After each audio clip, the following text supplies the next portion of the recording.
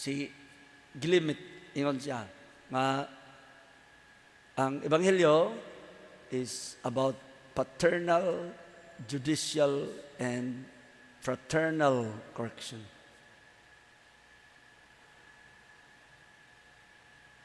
Mao na ang ebanghelyo dili lang kay fraternal. Dili lang kay brothers and sisters, Igsoon, dili lang kay Igsoon. But also to win back our brothers and sisters to the Lord. Nagkahulugan, adtos Ginoo, adto sa community. Adtos Ginoo, ari na siya sa community, ari na siya sa family, o sa fold ni Kristo sa simbahan. Ingon niya na ang reconciliation nga dili lang kay fraternal, but to win back the erring brothers and sisters ngadtos Ginoo, but kung sabot ngadtos community, ngadto sa pamilya, ngadto sa fold ni Kristo ang simbahan, aron walay mawagtang. Walay mawagtang, ha? Muna, diha, gihisgutan sa ebanghelyo nga usa, duha, tulo ang mosaksi. O dili gani siya makig-reconcile, isipon siya nga kobrador sa buhis. Pero naa may ebanghelyo bahin sa kobrador sa buhis. Giun sa man sa Ginoo tratar ang iyang attitude sa mga kobrador sa buhis. Iya bang i-condemn? Wa. Mao nga pareho ra gyapon nga tanan welcome sa simbahan. Ug dili ka karon, dali ugma sunod. Basta we are always welcome. O niya, ang reconciliation involves reaching out.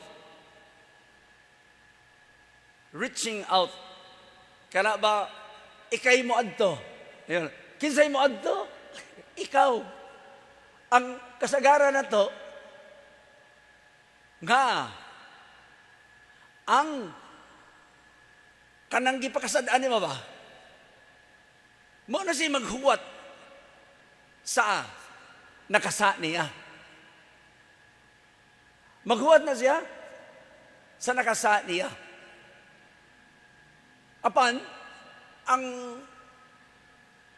husto di ay nga ang gipakasadaan mo na. Ingon nga naman, si Kristo mismo, kinsay nakasa, ang Ginoo ba o kita? Wa sa ang Ginoo, pero siya ang nianay gisugo siya samahan. Aron pagluwas ka nato, aron pag-reconcile ka nato, ngadto sa Ginoo, ngadto sa atong isikataw, ngadto sa simbahan, ug sa tagsa-tagsa ka nato. Muna ginaingon nilang, if the mountain will not come to Muhammad, Muhammad will go to the mountain. O balihaw na nimo, basta ang muuna, lahi sa usual nato, nga ikaw nga gipakasadaan, maghuwat ka nga mga pasaylo, nakasa nimo. Sura na, no? Ikaw gipakasadaan, ikaw maoy mouna. Kay si Kristo mismo naghatag kanatong panigiingna ni ana. Wa say sa ni anhi siya. Onya, kita usab, hibaw man ta nato, kitang tanan makasasala man ta. Ay pag-ingon nga kung gipakasad-an ka, doon ay nakasa ni mo, ikaw ay sa, makasasasa ka. Hunay, hunaon ni mo ba? Nga makasasa man sa day ko. So, muuna yun ka, muadto yun ka sa nagpakasa ni mo. Kay ikaw mismo makasasala ka, kitang tanan makasasala. Kinsa may wasa diha? Kitang tanan. Muna si Propeta Isaias, ingon siya nga, I am doomed. Padong siya ng judgment na tragic ba. Nga naman, tungod kay ang mugawas sa iyang bakba,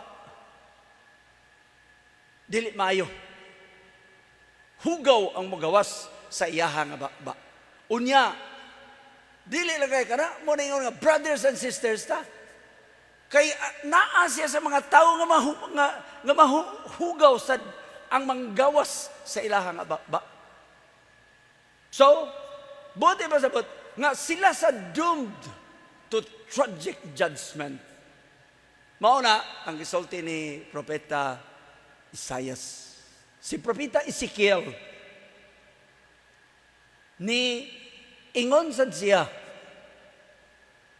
nga gipadala siya aron pagsulti sa mga tao sa iyaha nga nasod sa kangilad sa ilaha nga gihimo.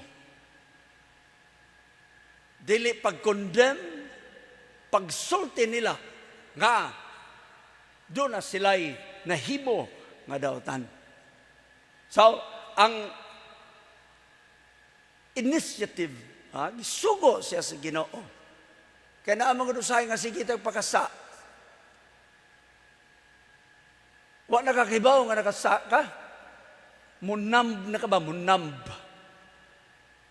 Mao nang habit. The constant way of doing things. O bad, the constant way of doing bad is a vice. Constant way of doing good is a virtue. Pareho ra ng usahay nga doon ay samo sa ona nga manginhas siya ba? Wa siya sapatos-sapatos. Ang iyang kubal sa til baga na kayo. Murag matunok siya. Mabaw ra, di siya makabati. Natunok na ba siya? Baga makayang kubal mo. Di may efekto. Why efekto nga to sa ilawom? Kaya nga naman baga kay kubal. Mao na usahay kita. Kadungog mo mga tao mingon, bagaan sa imong naong oy. Din ang makadutlag ka uwaw. Mauna siya nga si Propeta Ezekiel gipada aron pagsulti. Mo na mga kaigsuonan kinahanglan nga ang atong kasing-kasing is also open. Open ang imong kasing-kasing. Pero sa ako nang giingon kon mo numb na siya. You're used to do bad. Listen na kayo. Mao na, di lang ta ma-discourage kay ang grasya sa Ginoo. The grace of God can make the difference. Ampo siya. Muna, reaching out. Unya, kinahanglan sa nang reconciliation nga open ang imong kasing-kasing. Na kay humility. Tinuod, kanang ang pride opposite to humility. Ang pride makapahimo sa tao nga masirado siya ba? Close siya kay naa may obstacle na ay nakababag. Diba niingon to ang Ginoo ni San Pedro nga di sa gusto nga ang Ginoo magantos lansang sa krus. Kunya nag diha siya sa tubangan sa Ginoo, ingon ang Ginoo, get away from me, Satan. Ari ka sa akong luyo kay naghimo kang obstacle sa akong pagluwas sa kalibutan. Mao na ang pride. Unang sa atong mga ginikanan unsa man, pride. Gusto silang mulabaw sa Ginoo. Gusto silang mahimong superior. Taas gyud sila. Mao na nga open ka. Di ka magpagarbo kayo, mga tao nga garbo di gyud maglisod og reconcile. Kaya nga naman nagtuo siya nga superior siya. Nagtuo siya nga siya labaw, siya hawod na gyud kayo. Muna ato ng hinumduman, humility. Nga magpaubos ta. O niya, usasad sa mga butang atong huna-hunaon nga ang katapusan nga mahukom mao ang simbahan. Sumala pa sa Kuan Ebanghelyo. Mga barkada naman sa una, mo ingon sila kanang mga kuan masakiton. If symptoms persist, consult the parish priest. Di naman na madagdok, di ba na madagdoktor, adto las parish priest. Hiluga na lang ka. Mao na siya. Ang last recourse nato pag-reconcile, mao ang simbahan. Siya ang gitugyanan sa Ginoo nga dili ba kanang partial ang iyang pag-judge, dili bias ba, impartial. Apan ang kinahanglan sa ni siya nga magpaubos ka. Di kay maadto ka sa simbahan. Ano ni mong pare? Kuyaw ni mo. Ikaw ni mong haod. Kinahanglan magpaubos ka.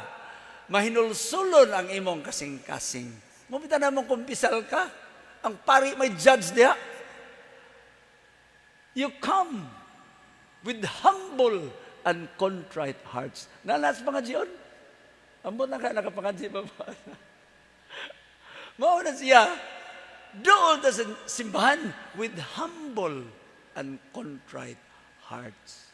Kay kon dili ka, awan alison na ka ma-reconcile, mabugtang na gid ka. Pero, ayaw una nga tungod kay giingon sa Ebanghelyo, nga isipon ka, nga langyaw,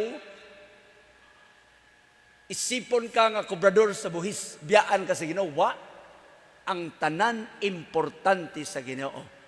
Everybody is valuable. Importante ka. Magkinahanglan ng Ginoo, dato, pobre, gwapo ka, gwapa. Ang sa Ginoo lang nga you humble yourselves.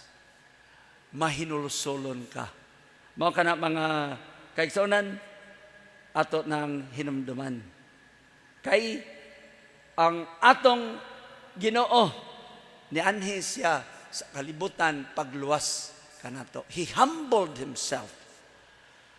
Everybody is valuable. He even iyang gihalad ang iyang kaugalingon as expiation, as an atonement for our sins. Atong sala ay pag-ingon nga wa kay sala. Ang Ginoo ni halad ni anhi siya kay makasasala ta. Bosa, we should also do the same. Ang tanan managsuon. Ang tanan naa sa usa ka fold nga mao ang simbahan. Dunay mga away-away. Na mga away. Ang mga banag asawa gani dugay na kayo nagpuyo. Away pa man gani, managbuwag man gani. Ako sa matrimonial court. Apan atong hinamdaman nga kung naalay magpaubos, dili ipatigbabaw ang garbo, musod yun na siya ang grasya, abli ang imong kasing-kasing. Kaya ang atong Ginoo nagpaubos, nihalad sa iyang kaugalingon na sakripisyo, atonement for our sins. Ngalan samahan sa anak sa Espiritu Santo.